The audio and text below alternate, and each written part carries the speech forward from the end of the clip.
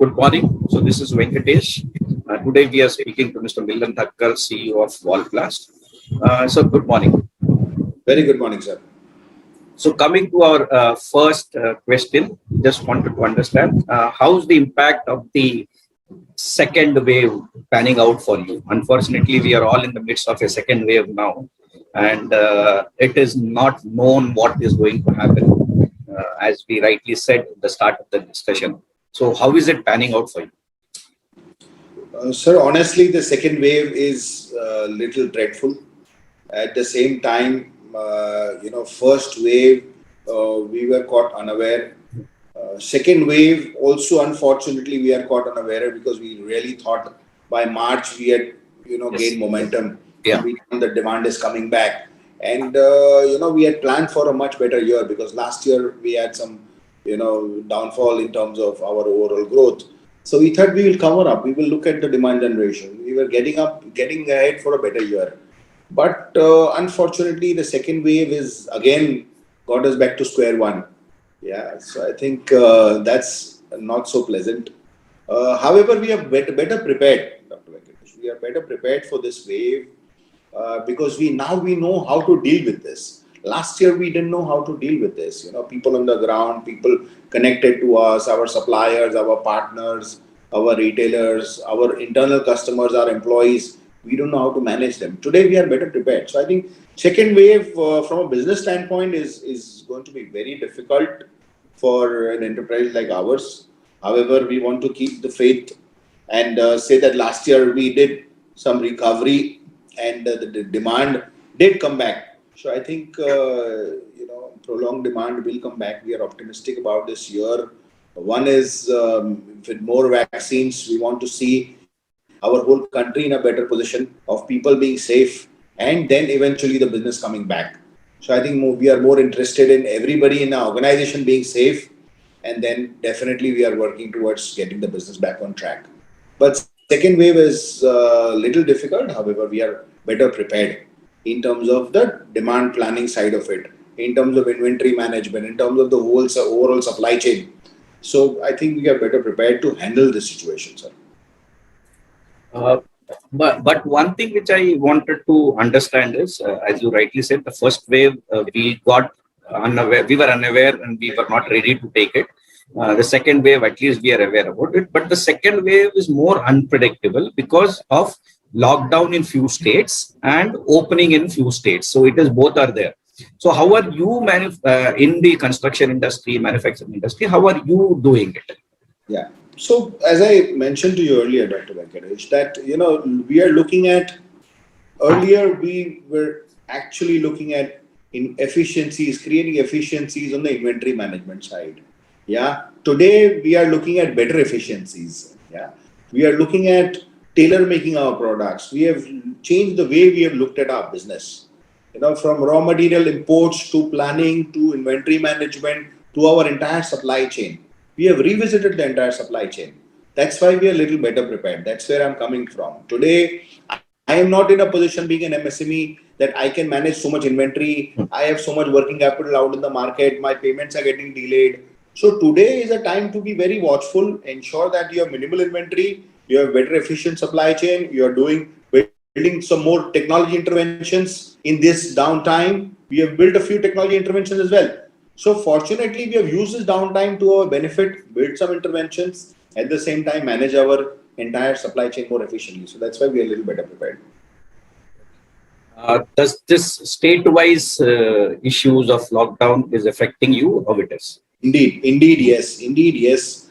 But at least whatever states are, currently are not under lockdown, we've honestly calculated this year as a 9-month year. We've forgotten Q1. So this lockdown states or no lockdown states has got to do with our planning at this hour. Because last year we observed the same trend. April, May we were zero, but the 10 months demand actually got us, to an extent where we are 80% of our business. So we are, hopeful that this is the similar year. Q1 is going to be very lull, but in the 9 months, just Q2, Q3 and Q4, we expect the revival of the demand and for the supply chain to be, of course, addressing it better. That's where we are. And has construction being affected anywhere as of See, here? construction again, like very similar. Hmm. Like last year, we were not prepared. We didn't know the rules of how to drive or manage an existing site. I'm talking about a retail building which is happening. Correct. Hmm. Example, a real estate building which is happening, and now there is permission of in situ workers. Correct. Correct. No. So the in situ format is now synced in. People know how to manage the migrant workers. People know how to take care of them on the site. People know how to keep the work going. So I think that's where we are a little better prepared. Definitely, see, if you ask me honestly, the entire cycle is definitely going to be affected because of the future supply chain. So today, I don't have demand from the customers. So the customers' demand is a little lag demand. But overall, I am better prepared for completing the project on time.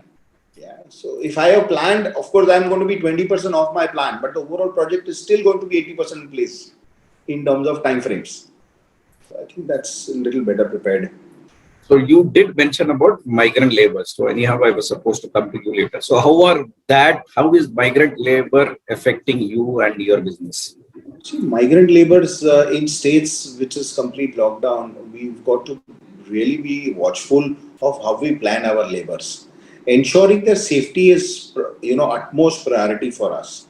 Last year also, in similar time, I was talking on a couple of forums, sir, and I ensured that, we as an enterprise ensured that we took care of our laborers well. Great. We ensured their safety. We ensured that we put food on the table. We ensured we paid them on time. We ensured we took care of the family. And they ensured they took care of us in the rest of the year. So it's a similar fashion. Fortunately, we have taken care of our migrant workers. We have ensured that their safety is taken care of. We have upped their insurance programs. We have given them employee benefits, which were not, addressed in the past. So I think migrant laborers have been taken care of. Of course, there is a population who have a internal situation on the family side. We have also addressed that. We have ensured that they go back safely to the residences. We support their family if there is a COVID situation in their families. Wow. So this year we are better prepared for our migrant people because they are our partners. They are our drivers on the ground. They are our actual backbone of driving our business. So that's the model which we have used. We have ensured that our in situ model from the last year. We have taken care of our labor colonies. We have put them in a nice, livable apartment. We give them clean food. We ensure the hygiene is taken care of. They follow all the COVID protocols. So I think now everybody in our country knows what this pandemic is, how serious and how difficult this situation we are. So they also need to put food on the table for the family. So given a situation, unless otherwise there is an emergency, they would not like to go home. They would like to stay back in the factory and still work to ensure they put food on the table for the family. So your website says that 60 to 70% of raw materials are basically from India and 30% you import from outside. So I just wanted to understand to what extent your products are exported and where is the demand as of now coming from? So exporters, we've been the largest exporter in the last 3 years constantly. For the exporters, we are generating demand. We are trying to go to continents in like Africa, like Middle East, and educate on the product side of things, and how this is better than our competition products, how this is effective in terms of affordable homes. See, the world is moving it's a transition from high-end homes to affordable homes, including our country, and it's happening. It's a global phenomenon. For a country like Africa, which needs affordable homes, for a country like Middle East, of course, there is a population which needs affordable homes. So I think that's where we are trying to do. We are opening up new markets. We are talking to more and more people, educating them about the benefits of our product. And that's where it's working well for us. Sir. And any specific area that demand is coming from? Specific area is again Africa and Middle East. These are the two continents which are still, looking at demand on the demand side of it. I think these are the two places which Africa is a lot of development going on. It's a good time to be in Africa. Anybody is looking at a venture in Africa, and Middle East, of course, has its own approach to growth. So I think these are the two areas, and we are also looking at some other developing nations which are still in pipeline. But these are the real places where the demand is actually coming from. Right. So, how's your business looking at? Basically, is it more of retail or more of large construction, or how it is? No, so we are again, fortunately, it's a fat word, but we are in hybrid model. We have our own B2B customers, we have Okay. our own exports, and we have our own B2B customers as well. So it's a very, very skewed model. But exports is where we are trying to focus because there is a demand which we are eventually generating. Yeah, there is a steady cash flow for us for a size company like ours, where the money is protected. For India scenario today, if I were to support my partners, I need to give them more time to give the money back in terms of their supply chains. They give it to the retailers, they give it to end consumers. So my working capital is going more and more. It's getting blocked more and more. Earlier, if my payment cycle was about 50 days, now my payment cycle is about 90 days, which is where I have to ensure that I keep the ball rolling. We have to ensure that we take care of our employees, our people at the plant, our staff, our laborers, and also us. So it's an internal supply chain which we need to keep rolling, and we need to ensure that I keep producing at the same time I keep selling in whichever format that is. Yeah, because the demand is not very specific. It's coming from B2B, it's coming from B2C, it's coming from exports. So we are open currently. We have looked at a hybrid model to ensure that आज मैं जो produce कर रहा हूँ वो I give it to a end user who's consuming it, and आज नहीं तो कल eventually is going to pay me.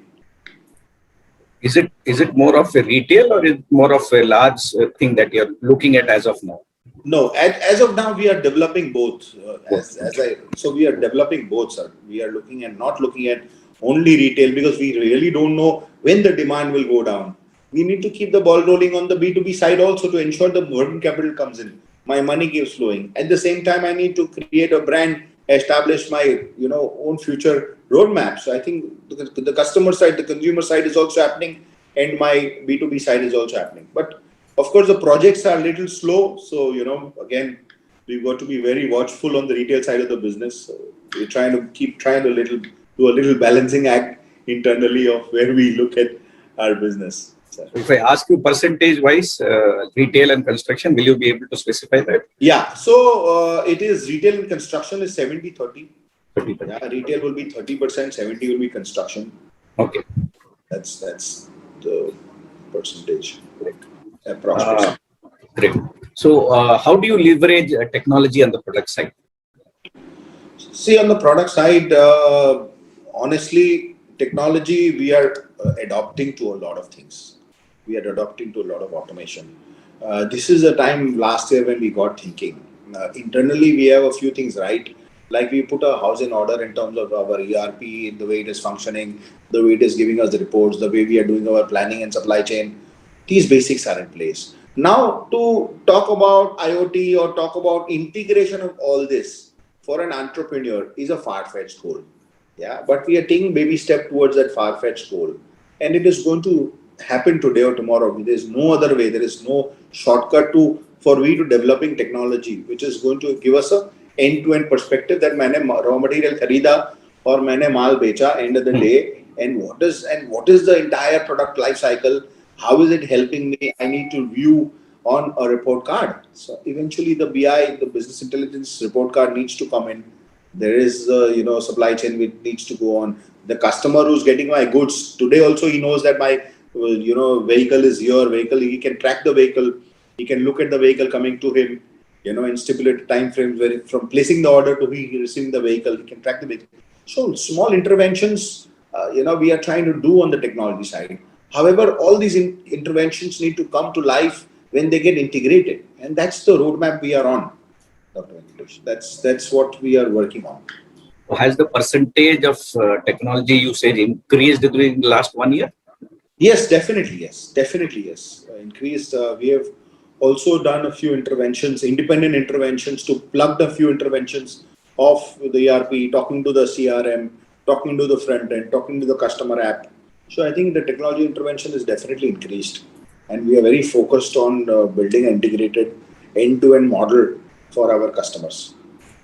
Maybe going back to what we started, so two questions related to that. One is, since you import 70% within India also, I mean, not import, the usage of 70% of raw materials is from India. Is that affecting your plans? Because India as such still in an unpredictable way, the way business is happening. So is that still affecting you? Uh, to some extent, definitely Okay. yes. Fortunately, the planning side is a little stronger. So we've actually planned. We planned 6 months to 8 months in advance, and Okay. after the pandemic, we have started further planning our roadmap. So fortunately, with Grace Almighty, that we've been able to mm, supply the customers on time. Yeah, this is, you call it backward integration, you call it better planning, you call it better use of technology, but our customers have been served on time. Yeah. So Indian manufacturers who we buy raw materials from also know that there is a lag which is going on for them to import the products or them to manufacture, but this better planning which is helping us. So I think that's where we are trying to address to at least efficiency of, I would not say 100%, but to 80 to 85% efficiency. And given the scenario currently, I think it's a fair ask. We spoke about Kal, Aaj, and Kal again. That is yesterday, today, and tomorrow. So first lockdown, you had some experience. Second lockdown, it helped you to actually overcome that. So what about tomorrow? So tomorrow, I think we hope and pray that we are going to get out of this situation, all of us, and from bottom of the pyramid to anybody who's sitting in office like us, it's affected everybody's families. And tomorrow, I think it's a better year. It's going to be a better future for all of us once we all get vaccinated.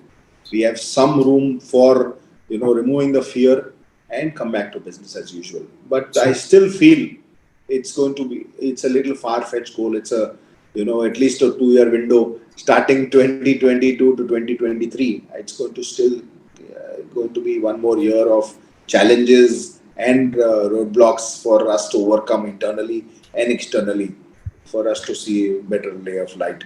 So That's hope is something which is different, and plan is something different. So how have you the planned for plan. tomorrow? No, so plan for tomorrow, definitely yes. Plan for tomorrow, definitely yes. That's why we are looking at tailor making. That's why we're looking at integrating the technology interventions, integrating a lot of things on the back end, doing better planning, doing better efficiency management.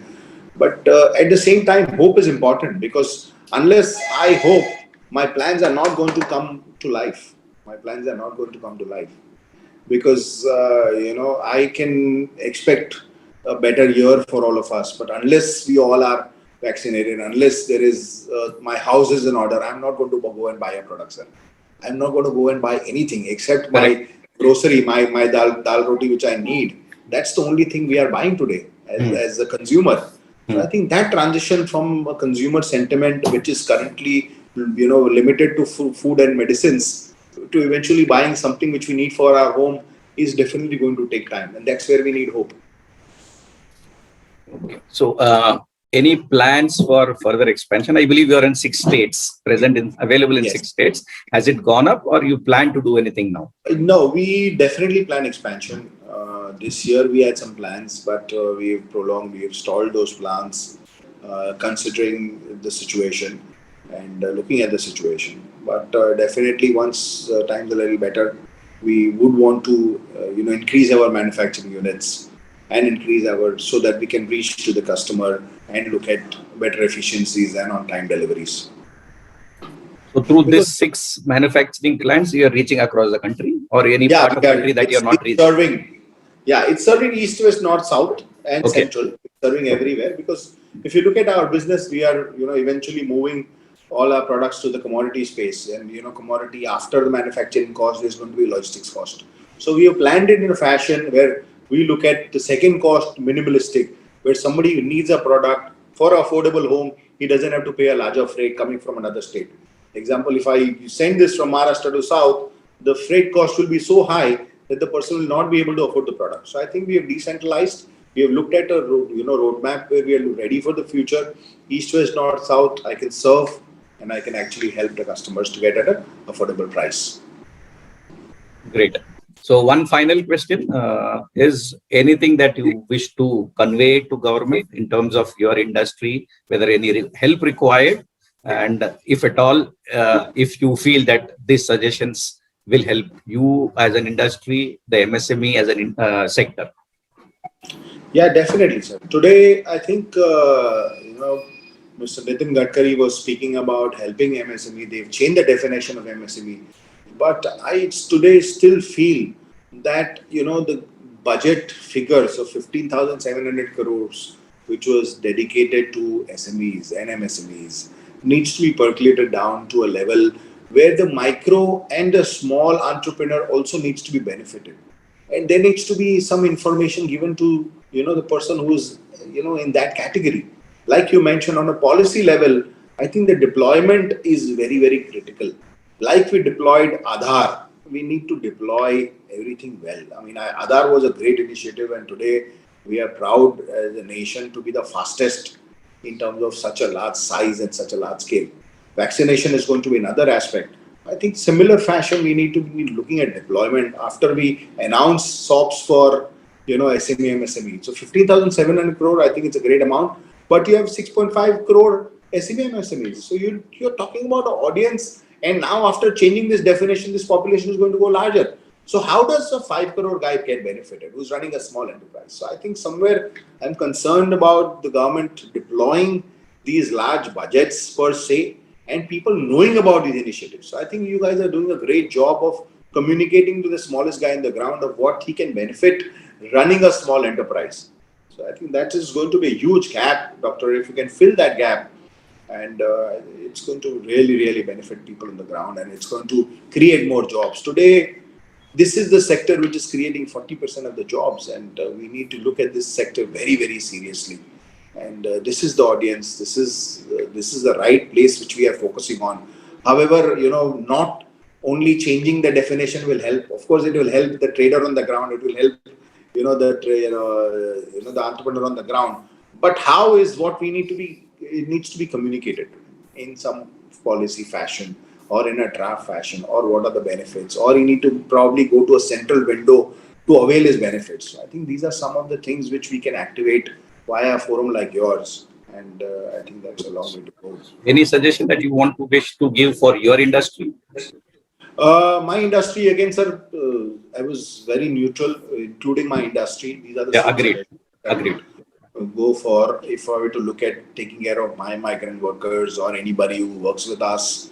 It needs more transparency in India, and one needs to understand how it is going to benefit me as an entrepreneur. So I represent the MSME segment, not Milan in person, but I think that's what the sentiment is, Doctor. And I think it's going to really help every individual who is wanting to become an entrepreneur, who wants to come create jobs for people, because India needs more of that. India needs more of that. That's great.